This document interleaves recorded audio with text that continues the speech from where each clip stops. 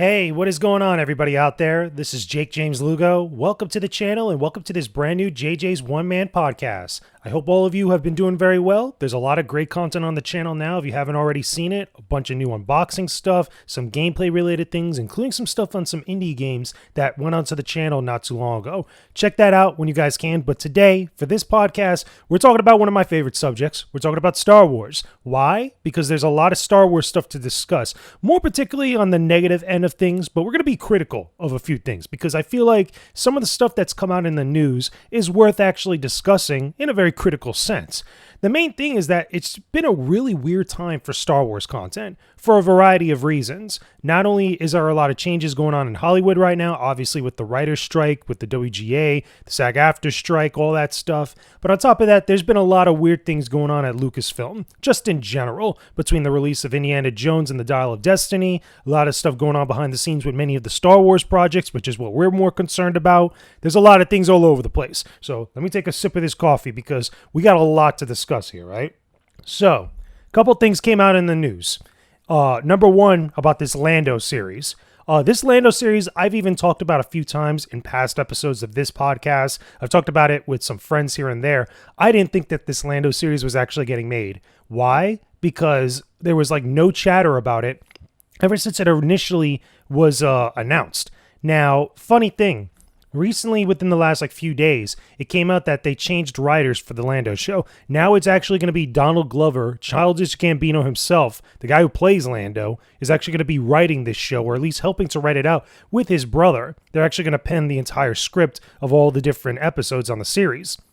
However, this is obviously pending with the strikes going on right now. But the point is, he's writing it. You got Lando writing the Lando series. It sounds like an epic win, right? It sounds like a W. And for the most part, it kind of is. But here's the problem. Okay, here's the major problem that came out around the same time frame.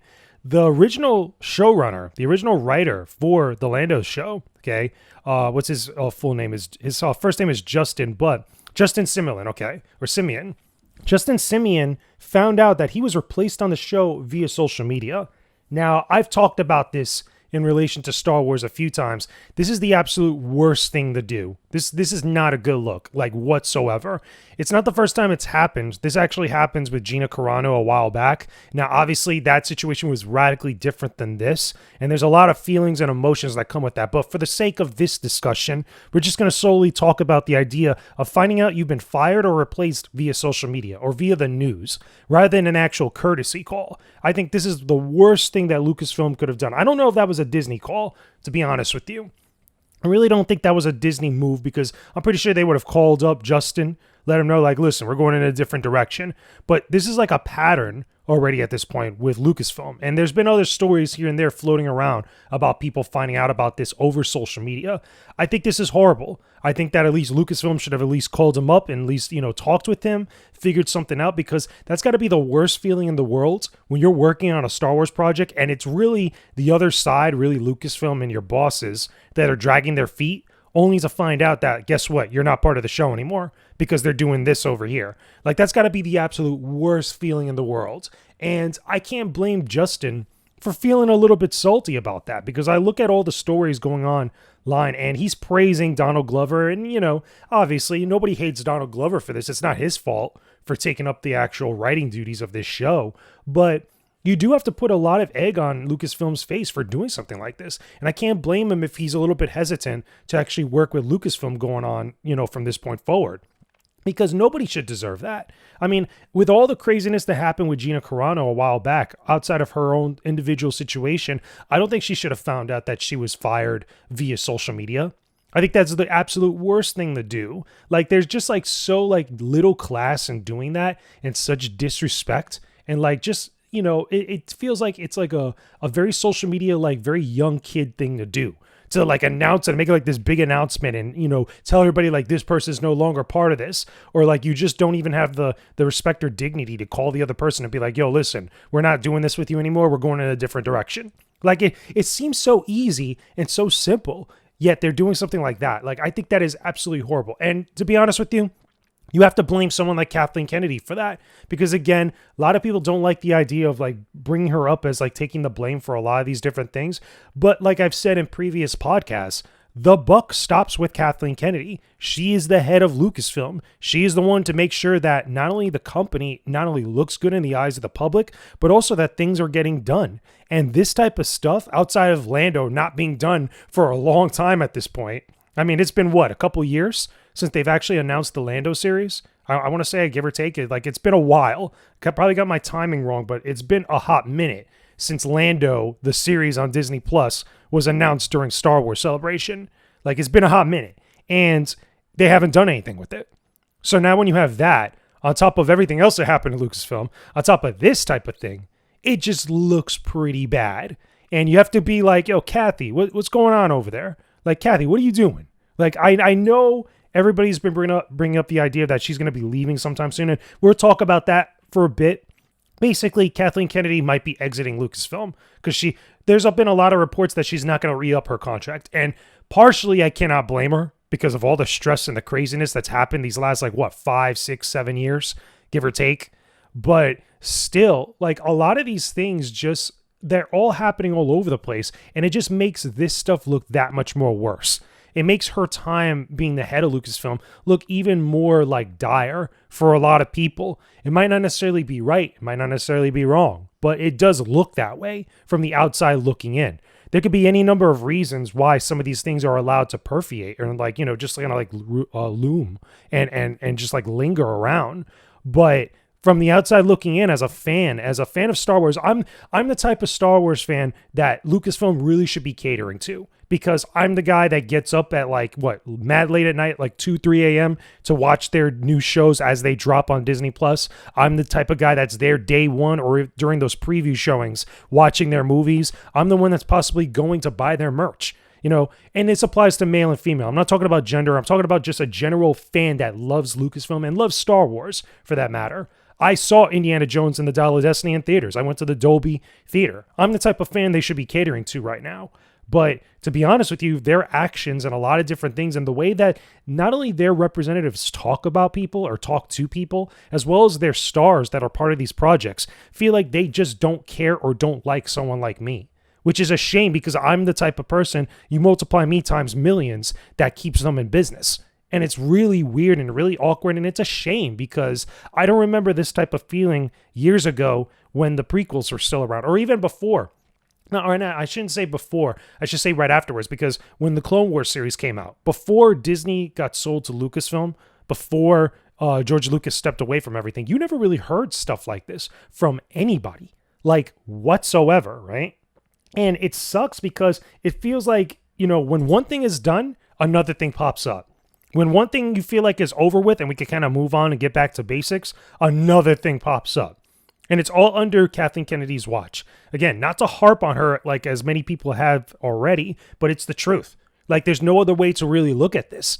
And then when you throw in the on top of that, right, how Indiana Jones and the Dial of Destiny has not done well in theaters. I'm not talking about the critic scores, because the Cannes thing, when they took the movie to Cannes and everybody was dunking on it, there are critical review scores afterwards, which it is what it is. I even gave my own review and I said I didn't think the movie was very good. But what really matters to them, and what really matters in context, is the performance at the box office. And a lot of people did not go see this movie, probably because of word of mouth. And probably because they know they've been disappointed by a lot of different Lucasfilm projects over the years.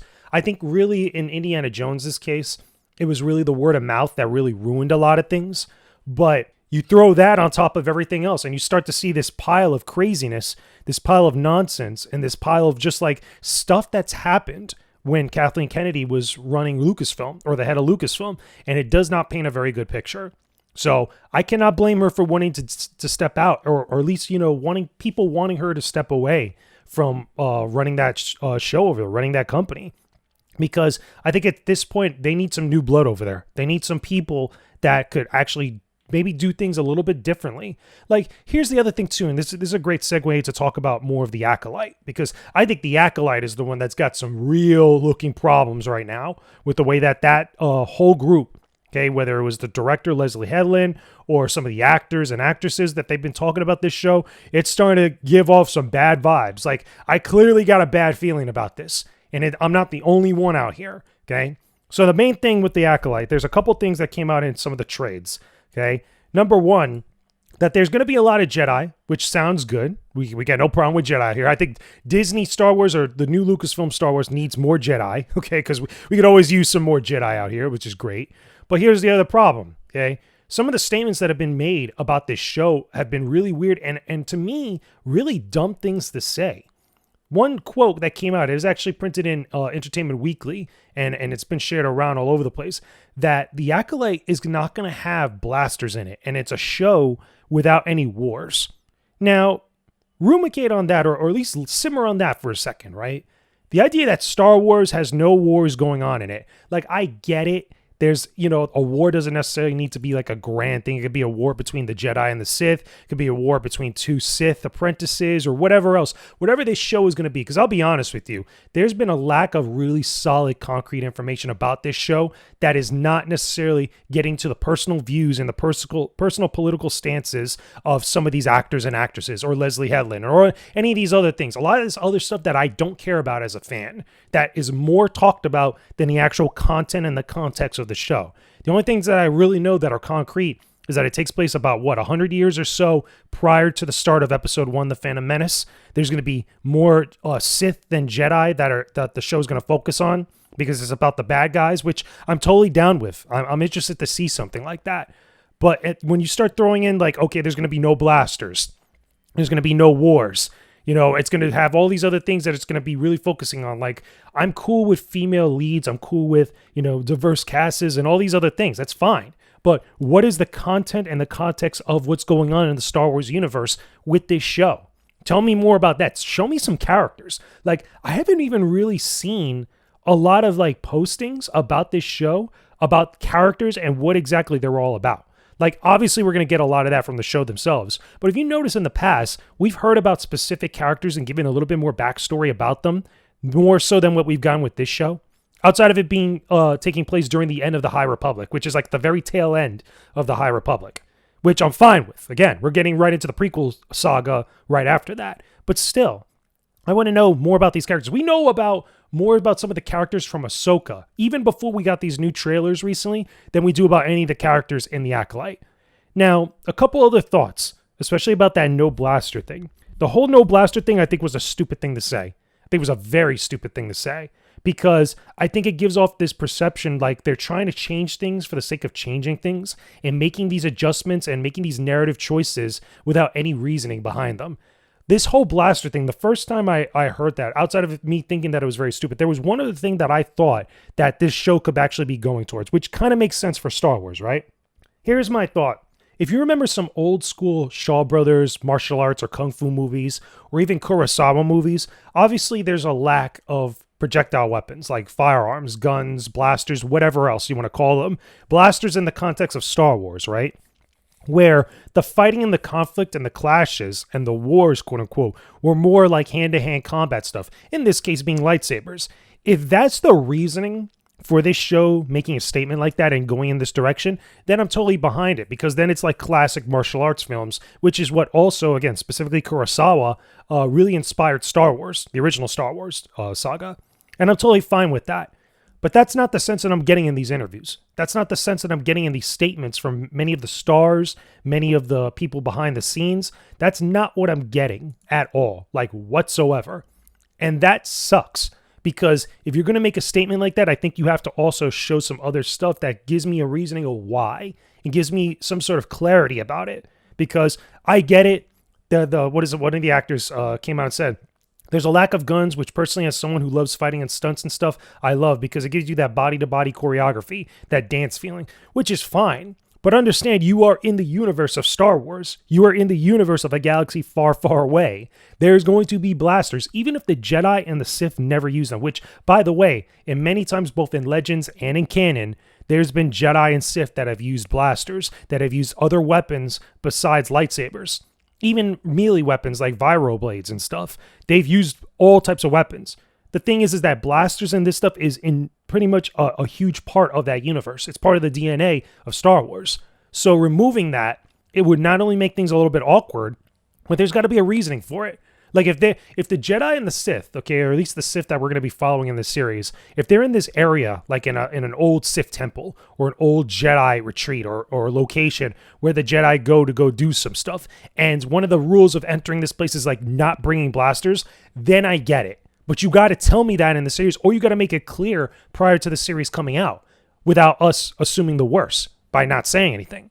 It's something that I feel like is important enough to the universe to address in some sort of fashion, which could be quickly done. Like I just said, like, again, if you explain it where the Jedi and the Sith don't have blasters in this one particular location where the majority of the show takes place, okay, I'm with you. Just make it make sense. Make it make sense and give me a reason and a logic that's going to match up for the universe and the story that you're trying to tell.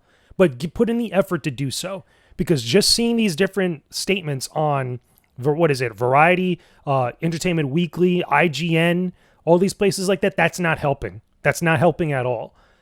Now, the other thing, hopefully you're choking while I'm actually drinking this coffee, right?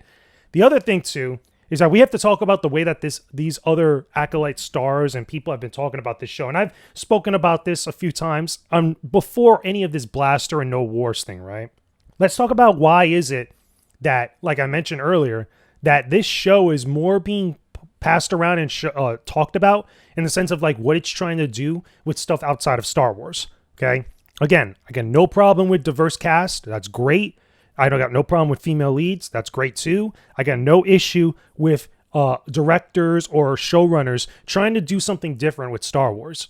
But that should not be the only reason why I'm hearing about this show. That shouldn't be the only reason why this show is relevant. That shouldn't be the only reasons why when you get on interviews about this show that's all you're talking about. Like, there's got to be more than that. Like, you know what's a good way to compare this to? Look at the difference between how Dave Filoni talks about any of his Star Wars projects. Like in any of his interviews, if you go back to some of the earlier interviews for like Clone Wars, for like The Mandalorian, and any of this stuff, go look at the difference in the way that they talk about these shows and these projects.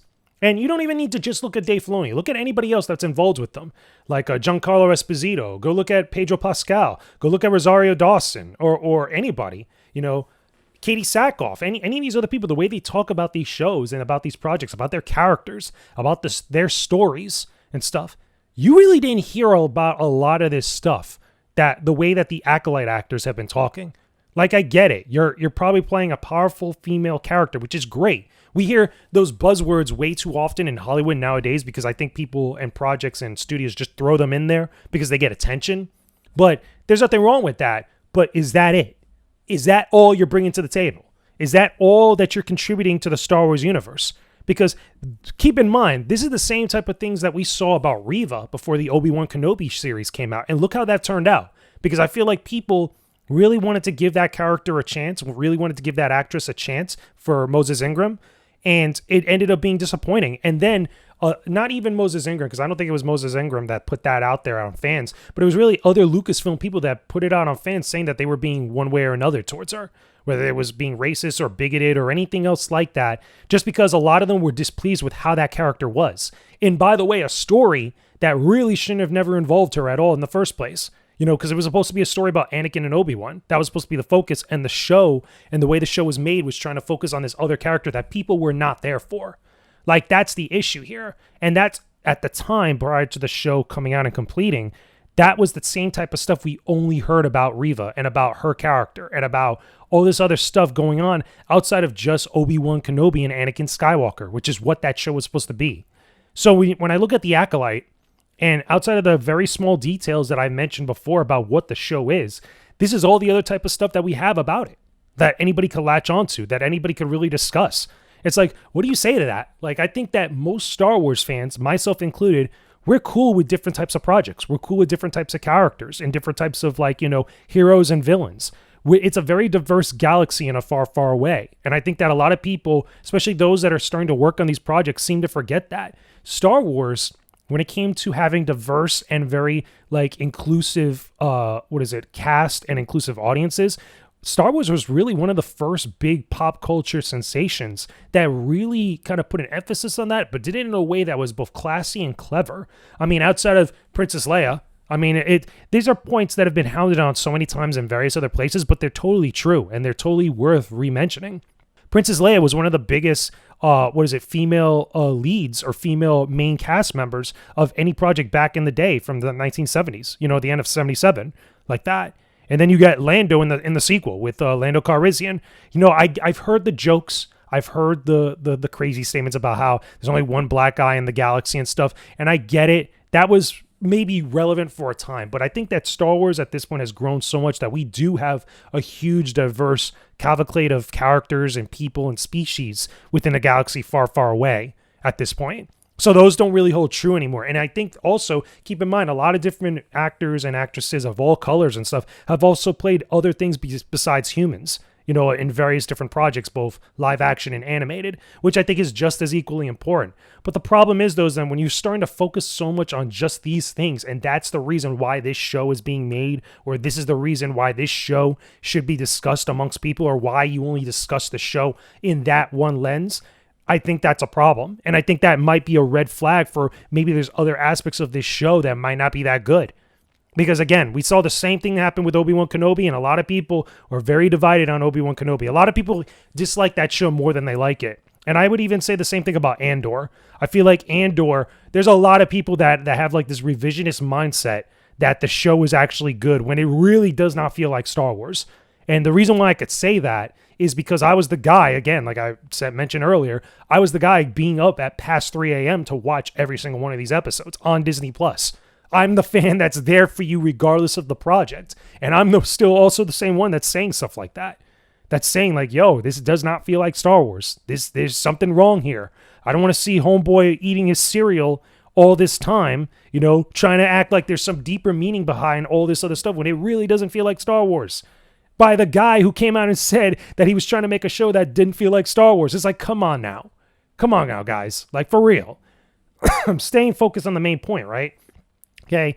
I really want to like The Acolyte. I really want to be there for this show. I'm going to watch it. Unlike a lot of other people and places that are criticizing Star Wars, Lucasfilm, and all this stuff, I will discuss and criticize things, but I'm still going to be there to show up and watch it. Unlike a lot of other people that are claiming like, oh, we're not going to watch this, I won't support this and stuff, like, you know what, shut up. You don't contribute anything of like critical value to any of these discussions. Like, if you're going to complain about Lucasfilm, or if you're going to complain about Star Wars and stuff, at least have the decency to match up and actually give it a chance. If not, then just don't even bother. Then at that point, you're just complaining just to complain. Okay. At least I'm watching this stuff. I'm reviewing it. By the way, I'm going to review The Acolyte when it comes out. Just like I'm reviewing any other show. Just like I would this Lando show or any other show out there. I'm there. I'm going to watch it. I'm going to support it. I'm going to check it out. But I'm also going to be honest and critical of it. Like I've always been, and like any other fan who loves this stuff should be in some way, even if you're not a critic. There's a lot of crazy discussions that get thrown into the mix with Star Wars, with Lucasfilm, but I feel like we all can at least come from a place where we want to love this universe and we want to be part of it. We want to actually follow it and want it to do better. Because when it does great and there's an awesome conversation about stuff people are excited about, I think everybody wins in some way, both Lucasfilm and the fans. So anyway, those are just my thoughts on all this stuff. I guess you could say like a state of Star Wars, or what's going on with Star Wars at the moment. Haven't really decided what the title is going to be for this episode, but I'll figure it out by the time you guys see this. I would have already figured it out.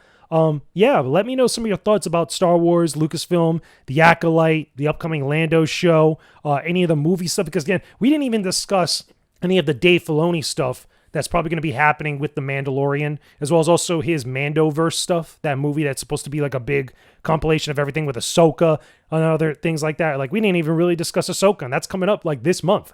I think in a couple weeks, actually, now that I think about it. But either way, there's a lot of stuff to look forward to. I'm hoping when these things start to come out, especially when Ahsoka comes out, that everybody has a good time and everybody really likes the show, because I'm really interested in Ahsoka. I'm really hyped up to watch Ahsoka whenever it's out. But anyway, let me know some of your thoughts about Star Wars in the comment section down below. Make sure you leave a like on this episode of the podcast. Don't forget to subscribe to the channel if you haven't already. Show some love. Go check out some of the other videos I have right now. I have new unboxing shorts and reviews for the Witcher Netflix series Medallion. I actually got that in the mail not too long ago. And I got the one from Jinx based on The Witcher 3 Wild Hunt, which I also did an unboxing and review for. I also played some new indie games what is it? I think it's Pixel Junk Scrapper Deluxe that I played. And I also got some other games I'm going to be diving into very soon, including a new Star Wars game that I'm actually going to be reviewing, which is not new, but it's going to be another Star Wars game that I think is a classic that many people want me to talk about, which should be pretty fun. So be on the lookout for that stuff very soon and check out what's already on the channel. And I will talk to all of you guys again very soon. Peace out and stay epic, everybody.